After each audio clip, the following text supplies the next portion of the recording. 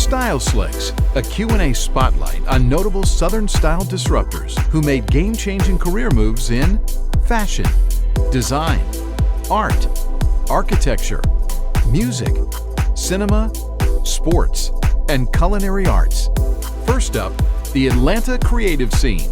Mitchell Anderson, Emmy Award-winning actor, human rights advocate, restaurateur.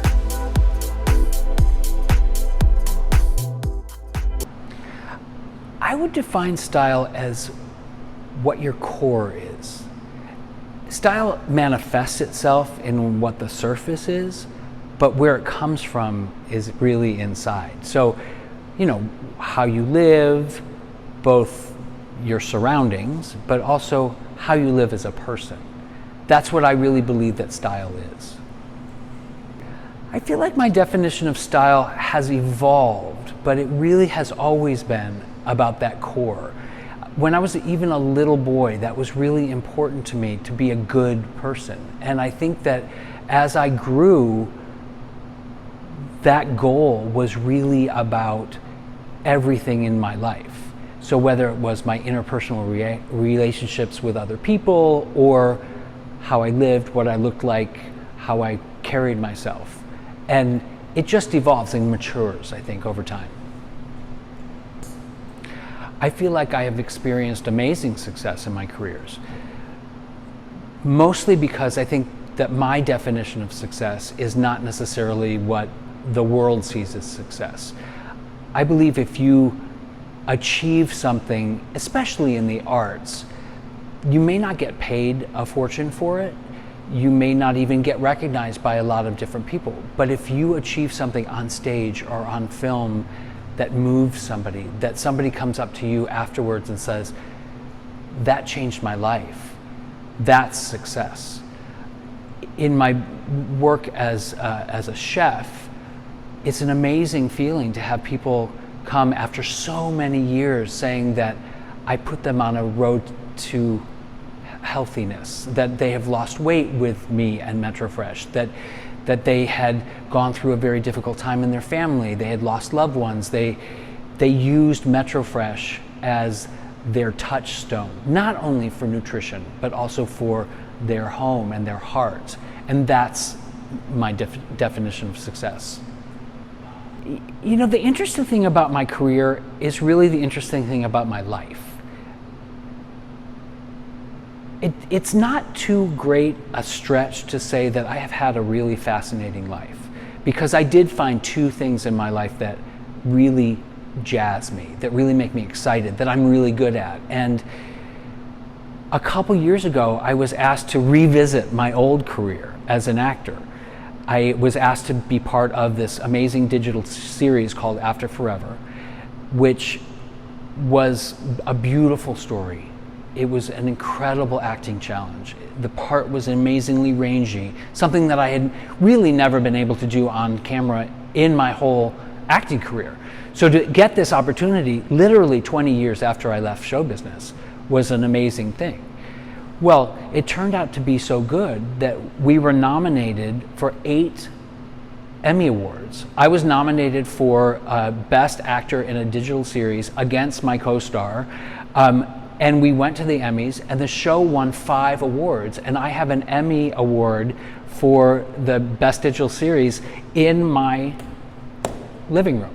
It's just an amazing story. I never in a million years, while I was acting, got anywhere close to the Emmys.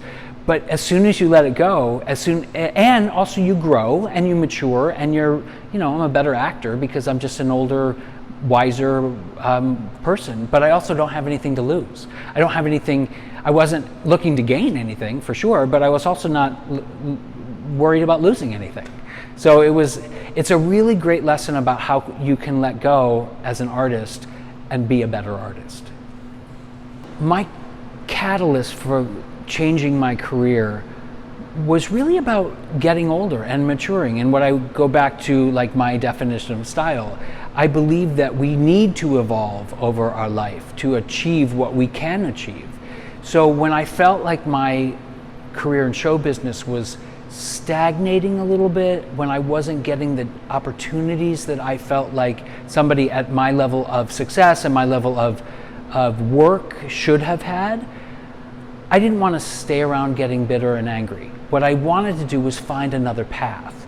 And really that was by chance, in a way, that I got to move to Atlanta to be with my husband and find something that was incredibly a great fit for me. I found the second passion. And so I really count myself lucky. And it was only that need to find something really to do every day, but also to find that thing that makes me excited again. My transferable skill sets are amazing. It doesn't seem like chopping an onion has anything to do with being on stage, but really running a business does. The things that I learned as an actor, the things that I perfected as an actor and somebody in show business, was really about communication. It was really about telling the story and bringing people to you. What I found in business, and to have a successful business, is that you need to bring people to you, of course. And by having that skill, by having that communication skill, that writing skill, that skill to be able to look at the big picture and tell the story and be compelling, really, about why people should come see you, why people should eat your food, why people should support and feel like MetroFresh is their place. That's what makes you successful. And so all of those skills are completely transferable. My biggest challenge, I think, in my career, actually in my life, is really just making the decision. You know, my dad always said, it doesn't really matter what you decide, but that you actually make the decision and then go for it. So you get to a place in your life where you know that a decision has to be made, but the challenge is to actually doing it and implementing it. So while I think it's a little bit like coming to the top of the mountain. You know that the other side is right there, and as soon as you get over it, you're going to get to go down. But it's that last 25 yards that you just have to get there, and that is a challenge. My brand is totally on trend. And I think that we started at the beginning of this sort of healthy eating trend back in 2005, where more fast casual restaurants were coming online, where people were thinking about a culinary experience rather than just eating. Where lunch was something that you could actually challenge yourself with tastes and with interesting food choices and interesting ingredients, going all over the world with our flavor profiles. So I think that and the healthy lifestyle is super on trend. I think the mood of the country definitely affects style, because it goes back to the core. However you are seeing the world, you have to reflect back on yourself. So over history, there definitely are swings in style, where people are more flamboyant or people are more reserved, but it's always about what's going on the outside, how it affects what's going on inside. I have a lot of funny career moments. The story that I want to tell has to do with the oddness of being a little bit famous. After 9/11, I was in New York on 9/11. It was a very difficult time. Richie was here, and I didn't know how I was going to get out of New York to come down here. And we wanted to be together, of course. So I decided at the last minute to just rent a car. It happened on a Tuesday, and this was Friday. So I get in the car, and I'm driving down the Jersey Turnpike, and I get as far as a place called Petersburg, Virginia.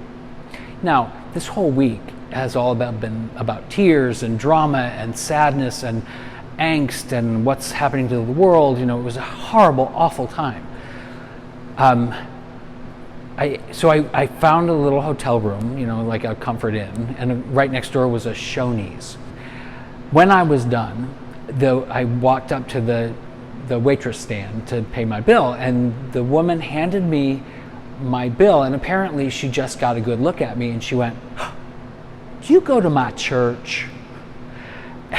And I said, "Well, no." And then sometimes you don't want to say, "Well, actually, maybe you know me from television," but I was tired and I thought, you know what, I'll just say it. So I said, "No, I don't go to your church. I don't live here, but you might know me from Party of Five. I played." And then before I even got out my character, she said, "Oh my God, you're the violin teacher." And then she said, "What are you doing in Podunk, Petersburg?" So I said, "Well, as a matter of fact, I was in New York City a couple days ago, and I'm on my way to Atlanta to see family." And she said, "Oh, were you there when it all happened? You must be devastated." So it was the first time in that whole week that I just laughed, and it was such a great release. But it also showed like that what a little bit of fame can really do for you, but also for somebody you come in contact with. It gave her a lift. And then she, of course, got all the other wait staff, and I signed autographs, and it was just the cutest thing in the world. But that is such a great story. I've been thinking about my biggest career failure as a question. And I don't think I like to see them as failures, but as opportunities. I know that's totally cliche, but it's true. Because what happens in someone's life that could be a failure is really just a chance to grow, a chance to achieve something else. So looking back, in the second season of Doogie Howser, my storyline wasn't going anywhere. My character wasn't being developed. And it was super frustrating for me because I had a couple years leading into Doogie Howser that were really exciting. I did a couple leads in TV movies. The first season of Doogie Howser was good, and then it just didn't develop. So I kept going to the producers and the writers and saying, come on, let's get it going here. And at the end of the second season, they and I decided that wasn't going to happen. And maybe I would be better not on the show, which is a hard pill to swallow, for sure. Any actor was going to tell you that to get written off a show is really tragic. It's awful. It's sad. And the show went on for another couple of years, and it was super popular. But I look at it, and you have to see the positive in that. I stood up for myself, for one thing. I saw what I didn't want in my career, and it didn't matter that I was making money. It really mattered what I was doing as an artist. So, a couple years later, I get Party of Five. I get to play this character on Party of Five, which I never would have gotten if I was still on Doogie Howser. And that changed my life because I was able to come out. I was able to achieve something that was greater than just getting a job on television. So again, I look at it as not necessarily a failure, but something that put into motion the ability to live my fullest life. Gosh, if I could do anything right now, I would be able to change people's hearts and minds. I feel like we're in a really dangerous place right now, and my power is, as I said before, communication. If I could find a way to put the words together, to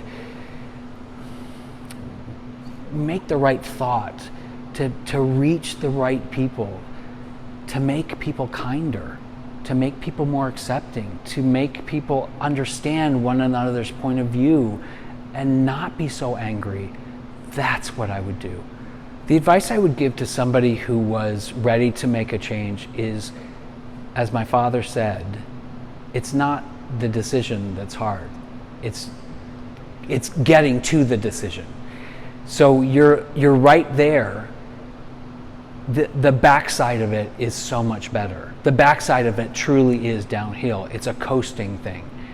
Getting to that place is the hard thing. So I would just say, make the decision, find out the path, find out what you have to do, like the steps involved.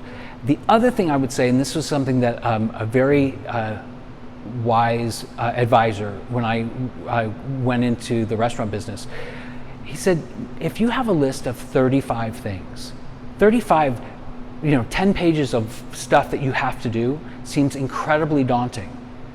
But don't look at the whole list. Look at number one. Do number one, and when that is done, go to number two. And when number two is done, go to number three. And don't look at number 17 because you're not there yet. Look at number 4 and then look at number 5. And by the time you get to number 35, all of those other ones are done and you didn't have to look at that whole thing. And it was that way when I created my business plan, because that was super daunting. But he said, don't worry about it.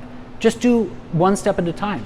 And that's an important thing to get you over that fear, to get you onto the other side.